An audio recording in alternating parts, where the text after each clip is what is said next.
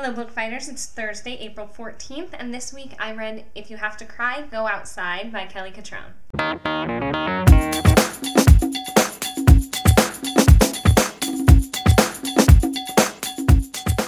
So this is another book that I read on the Kindle, so I don't have it to show you, but it was easily one of the best books that I've read throughout the Book Fighter project. I would say that everybody should read it at some point. It's specifically written for women, but there's nothing in it that would not be helpful for a guy to know as well. And but I don't think it's something you can read at just any point in your life and appreciate it at the same level. I mean, it'll be good no matter when you read it, but I think ideally you should read it when you're most of the way through college and about to go into the real world. I think it would technically be put into the genre of self-help, but that's sort of trite for what the book is actually about. And I don't really know how to describe it. I mean, it's about following your dreams, but that sounds so cheesy, and it's not cheesy at all.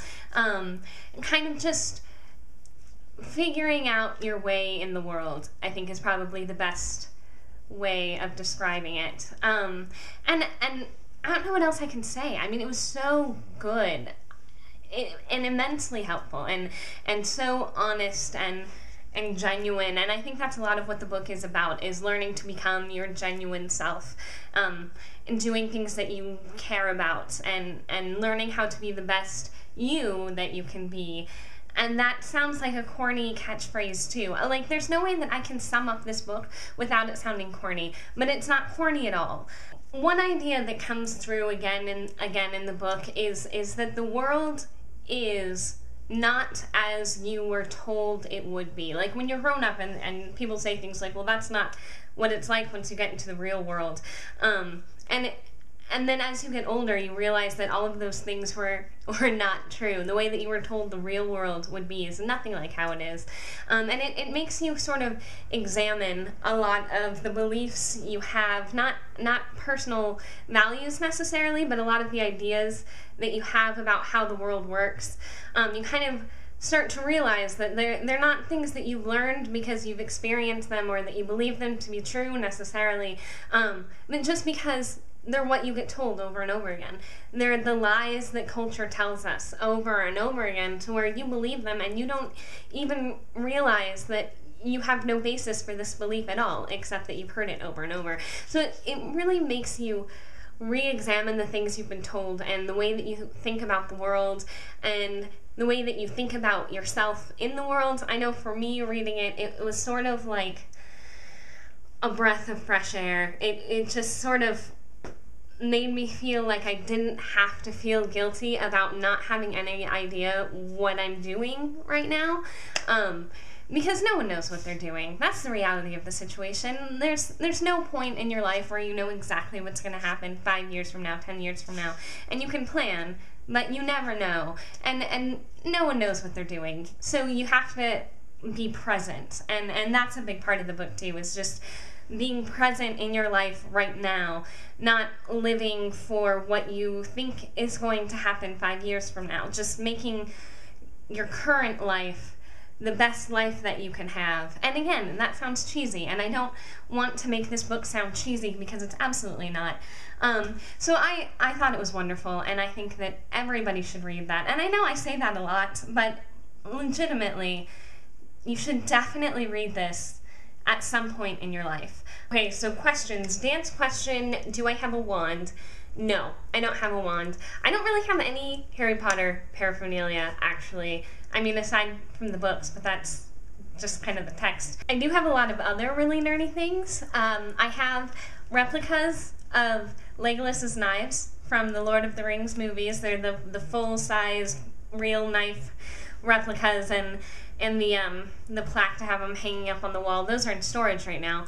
Otherwise, I would show them to you, because they're one of my prized possessions. And then I also have little, like, Stargate coasters. Andrew actually got them for me for Christmas this year. Just little Stargates that you can rest your glass on, and they're fabulous. I also have some action figures. I just have my Legolas one with me right now.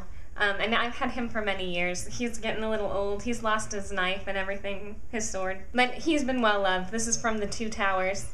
And as of this, it's a little puddle jumper from Stargate. I actually made it myself. It's not totally painted. Or I did put like a base color on it, but this isn't the color an actual puddle jumper is.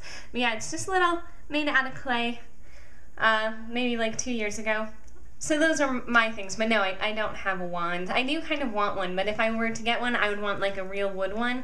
I'm thinking I might get one from Universal once I'm down totally in Orlando instead of further up north where I am right now. And then Lauren's question about the Giver, what memory do I have that I would want to share with the whole world, that I would want the whole world to know? And I disagree with the premise of the question. Really, like, there's no memory that I would want the whole world to know, because I mean, there are plenty of memories that I would want to share with, like, specific people, or something like that, but nothing that I would want the whole world to know, because memories, I think, make up who you are as a person, and your own unique experiences and memories sort of create who you are. And if it's something that everybody knows and everybody remembers, then it doesn't really have anything to do with you anymore. It's just sort of like common knowledge. Like, everybody remembers the Friends theme song, even if you didn't watch Friends. Everyone remembers it, and so there's nothing special about it. There's nothing unique about it. It doesn't say anything about you. It's just sort of out there. Like, everyone knows what the color yellow is, and you know, that ties into your book. Like, if nobody knew that, then yeah, that'd be something I want to share. But there's no specific memory, specific and special to me, that I would want to share with everybody. So my question for you this week has to do with The Hobbit. If you follow me on Tumblr, I've already been spamming this all day, so you already know. But Peter Jackson is doing vlogs from the production of The Hobbit, which just started filming this month.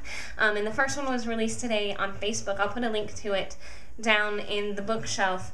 And it's so exciting. I had so many emotions over it that I wasn't expecting. It was just sort of like, I didn't want to let myself believe that The Hobbit was really going to happen, or I'd be so crushed to find out that it wasn't. And now that it's like really happening, they're really filming it, and Peter Jackson is doing it, and they just recreated all of the sets from the original Lord of the Rings exactly, and they're bringing back all of the old actors, and it's just so wonderful because I've loved this thing so much. Like, Lord of the Rings is the one thing that I will love forever, and now there's going to be more by the same people, and I just know that it's going to be so amazing, and so I'm just really, really excited about it. So my question for you this week is, how excited are you about The Hobbit? Because I am just outside my mind with excitement over this. Okay, that's all I have for you guys this week. Julia, I will see you tomorrow.